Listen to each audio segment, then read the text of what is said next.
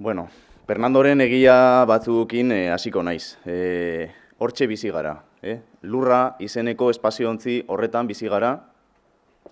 Espaziontzi hori mugatua da eta irregularra da. Ezin gara edozein tokitan bizi.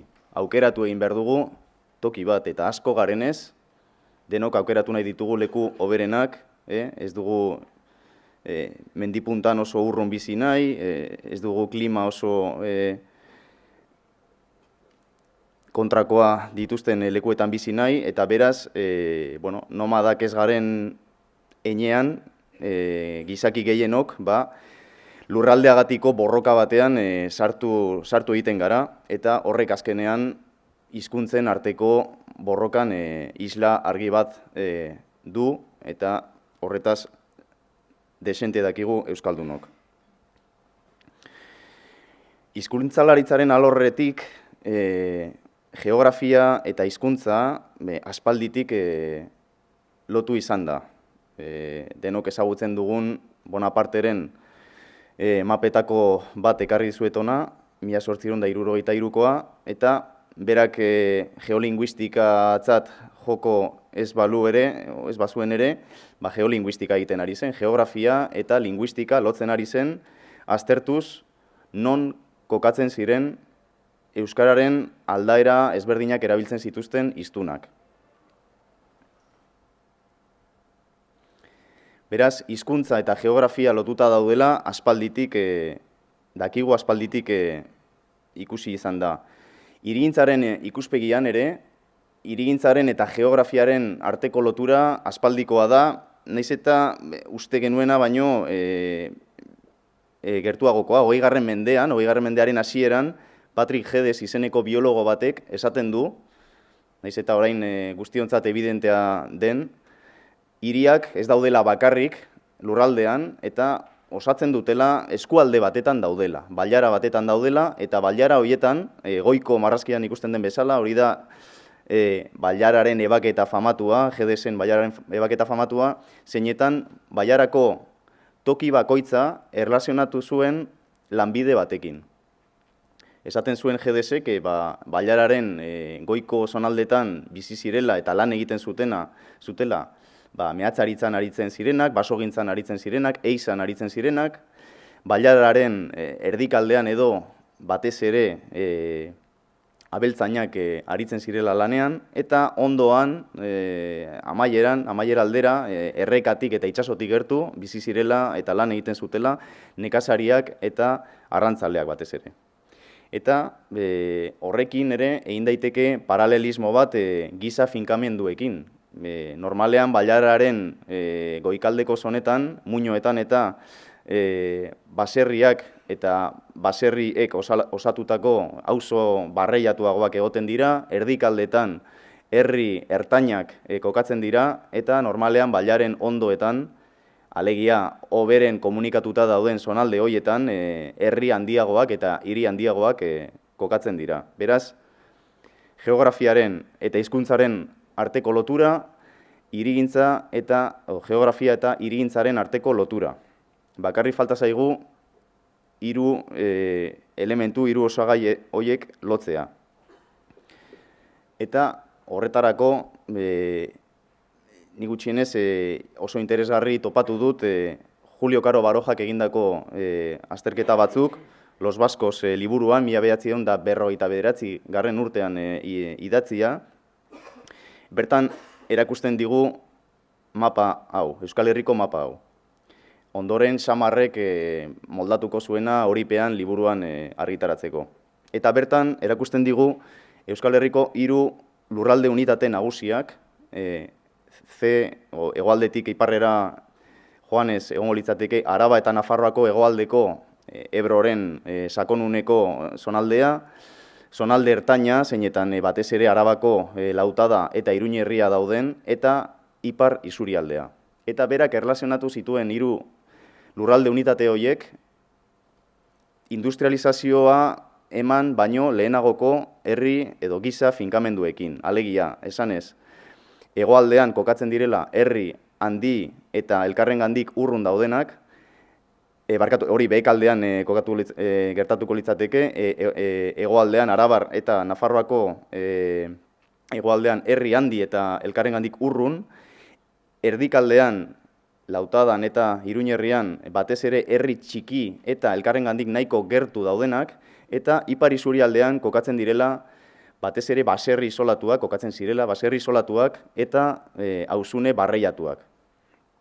Beraz, berriz ere, Karo Barojak plano honekin, ja Euskal Herrian zentratuta lotzen diguna da hirigintza eta geografia. Eta testua irakurtzen bada, ikusten dugu, berak ere lotura egin zuen hizkuntzarekin. Esanez, banaketa hori, 3 unitate handi hoietan ematen den banaketa hori zeinetan hirigintza eta euskal geografiaren artean erlazio zuzena dagoen, baita ere erlazionatuta dagoela euskararen hedadurarekin eta atzerakadarekin. Esaten du, A zonaldean, ipar isurialdean euskaraz egiten zela, hau 20. mende erdialdeko idazki bat da, B zonaldean, erdiko zonaldean, Lautadan eta Arabako Lautadan eta Iruñerrian, beraz goi ordoki horietan esaten du 16. eta 19. mendeetan euskarak atzerakada nabarmena jaso duela, eta C zonaldean, hegoaldean, esaten du berak ez duela berririk inoiz hitz egin ote den euskaraz bertan. Ez naiz sartuko eztabaida horretan, ia Arabako hegoaldean eta Nafarroko hegoaldean euskaraz hitz egin ote zen, baino oso interesgarria dena hemendik da norbaitek eta antropologia eta etnografiaren ikuspuntutik lotu egin zituela 3 elementu horiek: lurraldea, hizkuntza eta hirigintza. Eta iruditzen zaite kontu honetan aipatu behar ditugula bi osagai, eta bat da kuantitatiboa eta bestea kualitatiboa. Batean tamainaz ari gara, alegia zenbat etxe bizitza egin behar ditugu, zenbat etxe bizitza egiten ditugun eta horrek zer erlazio duen euskal hiztunengan, eta bestetik nola egiten ditugun etxe bizitza horiek, nola egiten ditugun auzo horiek, hiri horiek. Horrek ere eragina dauka euskal hiztunengan. Alderdi kuantitatiboari buruz hitz egiterakoan demografiaz hitz egin behar da, ez bakarrik hirigintzaz. Lehen Koldok aipatu du, zer nolako aldaketa egon zen Zaldibarren 70. hamarkada inguruan.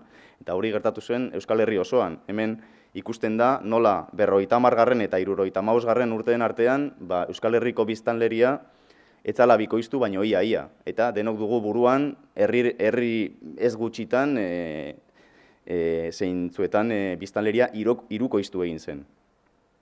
Horrek sekulako eragina izan zuen, bigarren industrializazioak erakarri egin zituen etorkin asko, batez ere Espainiatik, eta horrek hizkuntzan eragin handia izan zuen. Lehenik eta behin, hirigintzan noski sekulako eragina izan zuen. Etxe bizitza pilo bat behar ziren eta azkar behar ziren. Ez dute gogorarazi behar, Bilbo aldean zer nolako arazoa egon zen txabolismoarekin. Hain zuzen ere, arazo hori konpontzeko besteak beste, Otxarkoagako etxe bizitza poligonoa eraiki behar izan zen, azkar, 3.000 zazpiron etxe bizitza jasotzeko bertan. Donostian bertan ere badaukagu bakea poligonoaren kasua, Bidebietan, zeinetan 750 etxe bizitza egin ziren 4 urtetan, edo Baionan bertan, Santa Gurutzeko subfamatua, 1.100 etxe bizitza alako bloke erraldoi batean danok ikusten duguna errepidetik goazenean. Zer ekarri zuen 1970ko eta 1970ko hamarkadetako hirigintza azkar eta masibo honek? Batez ere nik azpimarratuko nuke, bertan txertatu zirela mugimendu modernoa deitzen dugun, arkitekturaren alorrean eta hirigintzaren alorrean mugimendu modernoa deitzen dugun estiloaren ideiak. Le Corbusier izeneko arkitekto batek batez ere aldarrikatu zituen ideia batzuk. Eta ideia nagusia eta euskararekin, hiztunekin erlazio handia duena, nire ustez da, Le Corbusierrek esan zuela kalea hila zegoela. Kalea hil da. Eta hori kontutan hartuz egin behar du hirigintza. Berak esaten zuen, hiriak izan behar zirela parke erraldoi batzuk, zeinetan etxe bizitza oso handiak kokatu behar diren, eta ondoren zonaka banatu behar dira giza funtzio ezberdinak. Berak batez ere esaten zuen 4 giza funtzio zeudela hirietan. Lan egitea, lo egitea, aisialdia eta, edo nolabait esateko, burua eta gorputza kultibatzea, eta gero zirkulatzea. Zirkulazioa autoari utzi behar zitzaion, eta beraz, 4 zonatan banatu behar ziren hiri horiek, edo 3 zonatan banatu behar ziren hiriak, eta ondoren errepideen bidez, errepide azkarren bidez, dana lotu, efizienteki, ezta? Iaia makina bat balitz bezala hiria. Eta horrek esan dudan bezala ekarri zuen kalearen heriotza, ohiko kalearen heriotza, ezta? Zeinetan alde batean eta bestean eraikinak dauden, dendak dauden, tabernak dauden. Beraz, hirigintzan eman ziren aldaketa horiek batetik oso eragin handia izan zuten demografiagatik, esan nahi dut aldaketa soziolinguistikoak egongo ziren hirigintza eredu bat hartu edo beste bat hartu, azken finean demografia kontu bat da, etortzen baldin badira etorkin asko euskaraz mintzatzen ez direnak, horrek zerikusia eragina izango du etxeak modu batean edo bestean egin, baina gainera egin ziren modu hartan, eta beraz, nik baino askoz gehiago dakien batek, Mikel Salbidek hizkuntzalaritzaz, esan zuen, jarri zuen adibide xume bat, ezta, Legazpikoa, 50ko hamarkadatik aurrera, esaten du Mikel Salbidek, industrializazio bizkorraren eraginez, etorkin asko iritsi zirela herrira, Legazpira, Nafarroatik, eta batez ere, dio Salbidek, Gaztela aldetik. Erdal giroa nagusitu zen, horren eraginez, kaskoan eta langile auzo handian. Nik uste, agian komentario hau ez da oso zientifikoa, da gehiago iritzi bat, baino danok bizi izan dugu hori batez ere Gipuzkoa eta Bizkaiko herrietan. Garai hartan, 60 eta 70 hamarkadetan jaso zena, eta baita ere hainbat herritan 80 hamarkadetan. Beraz, hori litzateke alde kuantitatiboa, tamainarekin edo demografiarekin oso lotuta dagoen aldea. Eta bestalde, egongo litzateke aspektu kualitatiboa. Hirigintza mota ere, aipatu dut, ja hasi naiz kualitatez edo hitz egiten, ezta? Aipatu dute mugimendu modernoaren hiriak kalearen heriotza ekartzen zuela. Hori gutxi gora bera, duela zenbait urte konturatu ziren hirigileak, eta esan zuten, agian bide hau ez da oso jarraitu beharrekoa, aldatu egin behar dugu, buelta bat eman behar diogu honi.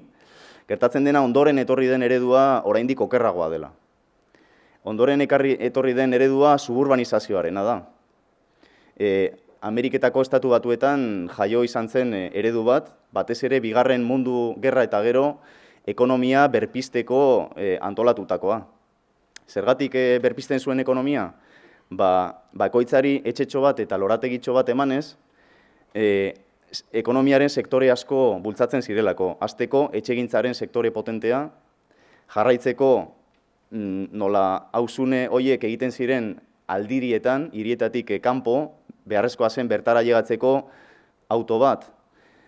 Beraz, autogintzaren sektore potentea ere martxan jartzen zen. Autoak erabiltzeko errepideak behar ziren, eta ingenieritza zibilaren sektorea ere martxan jartzen zen, eta erosteko autoa eta erosteko etxetxoa behar zen kredito bat, prestamo bat, eta beraz, maileguak martxan jartzeko, bankaren sektore potentearen martxan jartzen zen, negozio biribila zen, eta ura edatu zen, gainera, amets amerikarraren ideiarekin lotuz, halako bizitzan exitoaren ideia ere oso ondo islatu zen, eta horregatik ere heldu da gurera.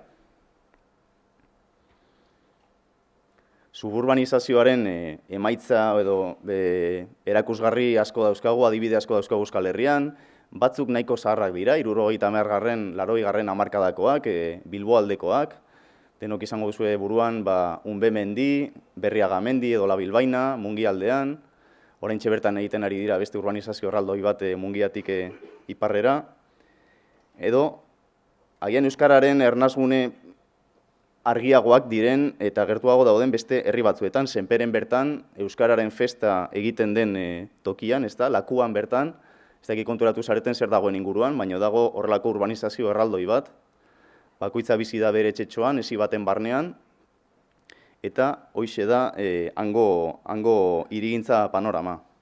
Ez dago herrigunean, herrigunetik urrun dago, 2 eta 3 kilometro artean daude, beraz hauek segurazki ez dira joango lanera, senperen bertan lan egiten badute ez dut uste joango direnik autobus urbanoan, ez dago garraio publikorik jartzea eredu honetan, eta beraz bakoitza joango da bere etxetik, auto hartuko du eta joango da lanera, ezta? Ez dute hitz egingo haien artean, ahozkotasuna ez da sustatzen. Eredu honek ez du ahozkotasuna sustatzen. Noski, hori kaltegarria da edozein hizkuntzarako, ez bakarrik euskararako, baina gauden egoera egonda, harri bat botatzen baldin badiozu Goliat bati, mina egingo dio, baino ez du lurrera botako. Guri harri bat botatzen badigute, bagian erortzen gara, ezta? Orduan, guretzat askoz ere kaltegarriagoa da, ahozkotasuna bultzatzen ez dituzten hirigintza ereduak aurrera eramatea. Eta gainera badaude suburbanizazio hauteman gaitzago batzuk. Senperekoa oso argi ikusten da, Berriagamendikoa oso argi ikusten da, baino Aizarnazabalgo eredu hau agian ez dirudi hain txarra. Hemen nik uste sensibilidadez egin da, adosatu batzuk sartu dira, baino, bueno, egia esan kaskoaren azalera bikoiztu egin zen, bere garaian, nolabaiteko sare bat dago, kaleak daude, naiz eta jendea esien barnean bizi, ezta? Hau esate batarako oso ondo salatu egin du Koldo Izagirrek, autopsiarako frogetan, 2010ean, esaten du Aizarnazabal Revisited izeneko artikulotxoan, edo idazkian, burges koskorraren ametsa, pribatukeria, etxe sarrera langatuak Aizarnazabalen, egitura urbanoan sortu tumore larri, lorategi itxituratuak, itxiturak keretaz itxutuak, eta gora behatuz gero, Aizarnazabalen egu berriz Santa Claus ageriko zaizu urbanizazio berriko etxeetako balkoietan. Pareta bitarteko multzo esituok ez ote dira zirkulazio librearen traba, topagunearen aitziko, hizketaren etxai, hitzaren ukatzaile. Nik uste klabean ematen duela. Eredu hori ahozkotasunaren kontrakoa da, eta ez bakarrik eredu hori. Azken urteetan, nik uste nahiko ohituta gaude, aparkalekuetara iristen diren ascensore igogailu horietara, sartzen gara igogailuan, ateratzen gara gude deskantzioan eta sartzen gara etxera. Lehen gutxienez, igogailuak ez ziren aparkalekutara jaisten eta portaletan topo egiten zenuen auzolagunekin eta hitz egiten zenuen zertxo bait. Gero eta gutxiago gertatzen da hori. Beraz, hau esan da gero zer demonio proposatzen dudan. Nik uste aspekto kuantitatiboari dagokionez, egin behar deguna da oso ondo kontrolatu edakuntza urbanistiko berriak egiten ditugunean. Eta zein da horretarako klabea lurralde antolakuntza. Nire ustez, udalerri mailako plan orokorrek ezin dute ikusi, ezin dute konpondu gai hau, ezin dute gehiegi konpondu gai hau. Adibide argi bat jarriko dut. Aia batean beharrezkoak balira 200 etxe bizitza berri, nire ustez, egin beharko litzateke azterketa serio bat ikusteko ia horrek hiztun komunitatearengan ze ondorio dituen, zeren eta aian eragin bat kaltegarria izan daitekeena, agian zarautzen ez da hain kaltegarria. Eta hori ez da konpontzen aiako plan orokorra egiterakoan. Horretarako beharrezkoa da eskala pixkat igotzea, begiratzea zer dagoen eskualdean bertan, eta hor sartuko lirateke Natxok aipatutako lurralde plan partzialak, azteko goi-goian leudekeen lurraldearen antolakuntza gidalerroak, oraintxe bertan aldatzen ari direla, Natxok esan bezala, eta hizkuntza ez da aipatzen bertan. Nik uste, gai hau kuantitatiboki kontrolatzeko gutxienez, udalaren eskumen batzuk pasa beharko liratekeela eskualdera. Eta eskualdeak indartu beharko liratekeela ikusiz, non dauden etxe bizitza beharrak eta hobeto banatuz, kontuan hartuz, zer eragin edukiko dituen etxe bizitza berri hoiek egitea, beharrezkoa baldin bada egitea noski. Beraz, alde batetik lurralde antolakuntza indartzea. Agian esan dut eskumenak kentzearena, ez lirateke eskumenak, printzipioz ez litzateke eskumenak kentzea, zeren gaur-gaurkoz, plan orokor batek bete behar du goian dagoen lurralde plan partzialak esaten duena. Gertatzen dena da, gaur egun lurralde plan partzialek ez dutela kontuan hartzen hizkuntzaren ikuspegia. Eta bestetik, ikuspegi edo alderdi kualitatibo hori dagokionez, uste dut sustatu egin behar dugula hirigintza bat komunitatean gehiago pentsatzen duena eta komunitatea sortzen duena, bultzatzen duena, sustatzen duena.